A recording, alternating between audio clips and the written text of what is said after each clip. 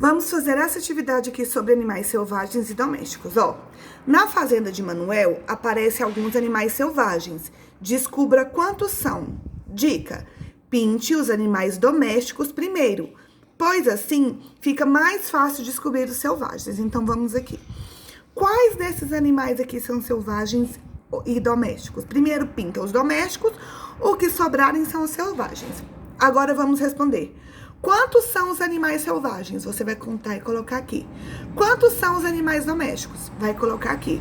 Não se esqueça da galinha aqui no cantinho. Ela é um animal o quê? Um animal doméstico, tá bom?